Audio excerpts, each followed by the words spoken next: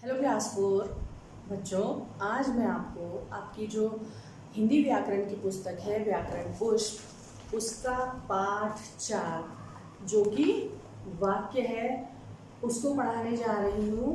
तो आप लोग अपनी जो हिंदी व्याकरण की पुस्तक है उसका पेज नंबर 23 निकालिए। आज हम वाक्य के बारे में जानेंगे। ठीक है बच्चों, तो वाक्य किसे कहते हैं? शब्दों के सार्थक मेल को या सार्थक समूह को वाक्य कहते हैं। अब सार्थक का अर्थ क्या होता है? सार्थक का अर्थ होता है मीनिंगफुल, यानी कि जिसका कोई सटीक अर्थ हो। ठीक है, जैसे हम यदि मैं बोलूं कि है रहा खेल बच्चा, तो ये सुनने में कितना अटपटा लगता है। हम अपने आम बोलचाल की भाषा में इस प्रकार के जो वाक्य हैं उनका प्रयोग बिल्कुल भी नहीं करते हैं। तो मैंने यदि आपको बोला कि है रहा खेल है बच्चा, तो आप एकदम से समझ नहीं पाओगे, है ना? क्योंकि जो वाक्य, इस वाक्य में जो शब्द है वह सही क्रम में नहीं लगे हैं और इस वाक्य का कोई भी सार्थक अर्थ नहीं निकल के आ रहा है। ठीक है, तो इसी वाक्य को यदि मैं बोलूं कि बच्चा खेल रहा है, ठीक है, तो अब आप एकदम से समझ जाएंगे क्योंकि इस वाक्य में जो क्रम है शब्दों का वो बिल्कुल सही है। और दूसरा, ये जो वाक्य है एक सार्थक वाक्य है, यानी कि शब्द अक्षरों के जो सार्थक शब्दों या अक्षरों का जो सार्थक मेल है उसके मेल से ये वाक्य बना है। ठीक है, उसी प्रकार खाना माताजी है बना रही, ये सुनने में कितना अटपटा लगता है ना? क्योंकि ये जो वाक्य है इसका क्रम या जो इसके शब्द हैं उनका क्रम सही नहीं है और यह कोई सार्थक जो मेल है इसमें नहीं है, तो ये एक प्रॉपर वाक्य नहीं कहलाया जाएगा। तो हमें क्या बोलना होगा कि माता जी खाना बना रही हैं। ठीक है, तो यहाँ पर मैंने आपको जो 2 उदाहरण दिए हैं उनसे पता चलता है, उन शब्द समूह से पता चलता है कि यदि सबसे पहले शब्द समूह में यदि शब्दों का क्रम सही नहीं है तो वह वाक्य निरर्थक है, यानी कि उसका कोई भी अर्थ नहीं है, वह मीनिंगफुल नहीं है। और उसी प्रकार जब मैंने आपको वाक्य को सही क्रम में समझाया या शब्दों का जो समूह है सही क्रम में लगा करके आपको समझाया, तो शब्द समूहों में जो शब्दों का क्रम सही हुआ तो उसके होने से वो वाक्य सार्थक बन गया। ठीक है, तो हमें बोल सकते हैं कि शब्दों के सार्थक समूह को वाक्य कहते हैं। ठीक है, आपने इंग्लिश में भी पढ़ा होगा सेंटेंस। ठीक है, तो उसमें भी क्या होता है, सेंटेंस के 2 भाग होते हैं। कौन कौन से होते हैं? सब्जेक्ट और प्रेडिकेट। उसी प्रकार जो वाक्य है वो भी वही चीज़ है और वाक्य के 2 अंग हैं। क्या है? पहला है उद्देश्य और दूसरा है विधेय। यहाँ पे देखिए, मैंने पहले यहाँ पे वाक्य की परिभाषा लिखी है, शब्दों के सार्थक समूह को वाक्य कहते हैं। तो वाक्य के कितने अंग हैं? 2। पहला है उद्देश्य, ठीक है, और दूसरा है विधेय। तो उद्देश्य किसे कहते हैं? उद्देश्य से आप क्या समझते हैं? उद्देश्य वह होता है जो वाक्य में जिसके विषय में बात की जाए। उद्देश्य किसको बोलेंगे हम? एक जो वाक्य है उस वाक्य में जिस किसी के बारे में भी, जिस किसी के विषय में भी बात की जाए वह उस वाक्य में का उद्देश्य कहलाया जाएगा। यहाँ तक बात क्लियर है? उसके बाद हम आते हैं विधेय में। विधेय किसको बोलेंगे? उद्देश्य तो वो हो गया जिसके बारे में हम वाक्य में बात कर रहे हैं। ठीक है, और विधेय क्या हो गया कि वाक्य में उद्देश्य के विषय में जो कुछ भी हम कह रहे हैं वह विधेय कहलाया जाएगा। जैसे एग्जाम्पल, पहला उदाहरण मैंने यहाँ दिया है, अमीना कपड़े धो रही है। एक सेंटेंस है ये। तो किसके बारे में बात हो रही है? यहाँ पर अमीना के बारे में बात हो रही है। तो अमीना, इस वाक्य में अमीना उद्देश्य कहलाई जाएगी। मैंने अमीना को अंडरलाइन किया है। ठीक है। क्यों? क्योंकि अमीना कपड़े धो रही है, जो ये वाक्य है इसमें हम अमीना के बारे में बात कर रहे हैं, तो जो अमीना है वह इस वाक्य का उद्देश्य हुई। ठीक है। अब क्या कर रही है वो, ये तो हमने उद्देश्य की बात करी, लेकिन अमीना कुछ कर रही है ना। क्या कर रही है? कपड़े धो रही है, यानी कि अमीना कपड़े धो रही है। कौन क्या कर रही है? वो धो रही है। यानी कि वाक्य में जो उद्देश्य है, उद्देश्य कौन है हमारा? अमीना।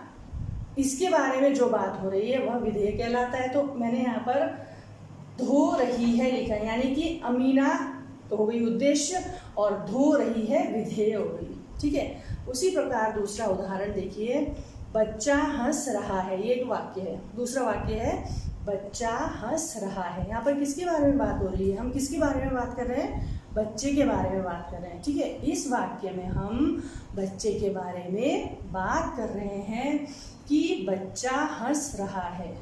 तो यहाँ पर हम बच्चे के बारे में बात करें तो बच्चा क्या हो गया? उद्देश्य। यानी कि इस वाक्य में उद्देश्य जो हो गया वह बच्चा हो गया। लेकिन वह बच्चा कर क्या रहा है? वह बच्चा हंस रहा है। तो हंस रहा है इस वाक्य का विधेय कहलाया जाएगा। ठीक है। जैसे आपकी पुस्तक में उदाहरण दिए हैं, आप लोग पेज नंबर 24 निकालिए, उसमें कुछ उदाहरण है, उससे मैं आपको समझाती हूँ। जैसे बच्चा हंस रहा है, अभी हमने समझा। उसके बाद है दादाजी सैर कर रहे हैं। तो ये वाक्य है दादाजी सैर कर रहे हैं। तो यहाँ पर किसके बारे में बात हो रही है? दादाजी के बारे में। तो दादाजी क्या हो गए? उद्देश्य हो गए। और क्या कर रहे हैं दादाजी? सैर कर रहे हैं। तो सैर कर रहे हैं विधेय कहलाया जाएगा। ठीक है। उसी प्रकार ग देखिए, रघु पतंग उड़ा रहा है। इसके बारे में हम बात कर रहे हैं, रघु के बारे में, कि रघु पतंग उड़ा रहा है। तो रघु क्या हो गया? इस वाक्य में उद्देश्य रघु हो गया और पतंग उड़ा रहा है विधेय कहलाया जाएगा। क्योंकि उद्देश्य के बारे में जो बात कर रहे हैं वह विधेय कहलाया जाता है। और यहाँ पर उद्देश्य रघु है और रघु पतंग उड़ा रहा है, तो पतंग उड़ा रहा है विधेय होगा। ठीक है। उसके बाद घ देखिए, वाक्य घ, अनीता सो रही है। किसके बारे में बात हो रही है? यहाँ पे अनीता के बारे में बात हो रही है कि अनीता सो रही है। तो अनीता के बारे में हम बात कर रहे हैं, तो अनीता इस वाक्य में उद्देश्य हो गई। यानी कि इस वाक्य में उद्देश्य क्या हुआ? अनीता, क्योंकि हम उसके बारे में बात कर रहे हैं। हम क्या बात कर रहे हैं अनीता के बारे में? कि वह सो रही है। तो सो रही है विधेय कहलाया जाएगा।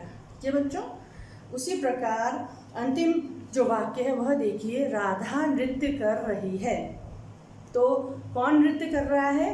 राधा। यानी कि हम किसके बारे में बात कर रहे हैं?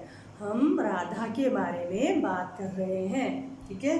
तो इस वाक्य में जो उद्देश्य है वह कौन है? राधा। क्योंकि इस वाक्य में राधा के बारे में बात हो रही है, तो राधा जो है इस वाक्य में उद्देश्य है। और राधा क्या कर रही है? राधा नृत्य कर रही है। तो जो नृत्य कर रही है, जो इस वाक्य का हिस्सा है, नृत्य कर रही है, वह विधेय कहलाया जाएगा। क्योंकि नृत्य कौन कर रहा है? राधा कर रही है ना। तो राधा हो गई उद्देश्य और वह जो काम कर रही है वह हो गया विधेय। ठीक है बच्चों। तो आज हमने इस पाठ में क्या पढ़ा? कि शब्दों के सार्थक समूह को वाक्य कहते हैं और वाक्यों में शब्दों का एक निश्चित क्रम होता है। ठीक है। यदि हमने उस क्रम को सही से नहीं प्रयोग किया तो वो जो वाक्य है वह सार्थक वाक्य नहीं कहलाया जाएगा, उस वाक्य का कोई अर्थ नहीं निकलेगा। ठीक है। और हमने आज वाक्य के जो 2 अंग हैं उनके बारे में सीखा। वाक्य के 2 अंग कौन कौन से हैं? उद्देश्य पहला जो वाक्य का अंग है वह पहला उद्देश्य है और दूसरा जो अंग है वह है विधेय। ठीक है। उद्देश्य किसे कहते हैं? वाक्य में जिसके विषय में बात की जाए वह उद्देश्य कहलाता है। और वाक्य में उद्देश्य के विषय में जो बात की जाए या जो कुछ भी कहा जाए वह विधेय कहलाता है। जैसे मैंने आपको उदाहरण दिया, अमीना कपड़े धो रही है, ठीक है, तो यहाँ पर उद्देश्य हो गई अमीना और कपड़े धो रही है कौन हो गए, विधेय। बच्चा हंस रहा है, किसके बारे में बात हो रही है यहाँ पे, बच्चे के बारे में, तो बच्चा हो गया उद्देश्य, ठीक है।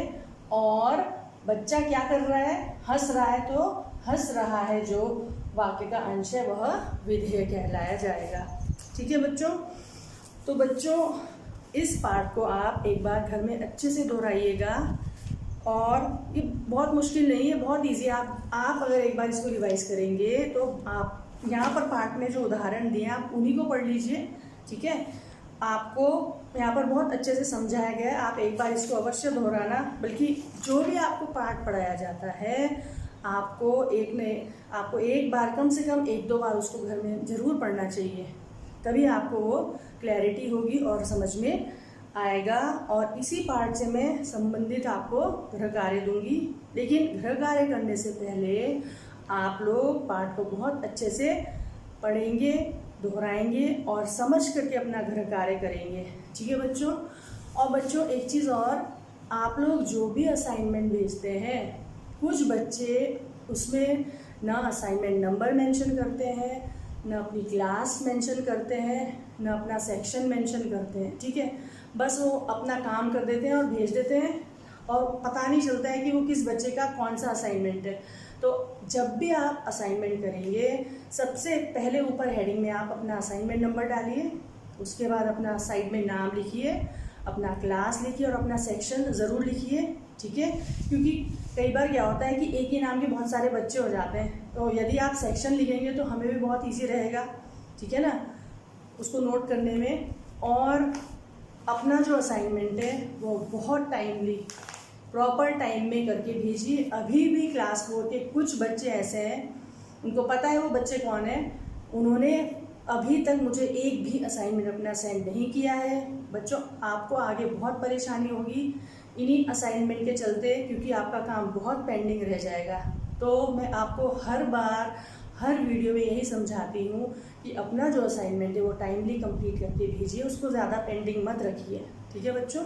तो अब हम नेक्स्ट वीडियो में मिलते हैं, तब तक आप अपना ध्यान रखिए, स्वस्थ रहिए, सुरक्षित रहिए, ठीक है। और अपनी पढ़ाई बहुत अच्छे से कीजिए और अपने असाइनमेंट को, पेंडिंग असाइनमेंट जल्दी जल्दी पूरा करके हमें भेजिए, ठीक है बच्चों। अब हम नेक्स्ट वीडियो में मिलते हैं, तब तक टेक केयर।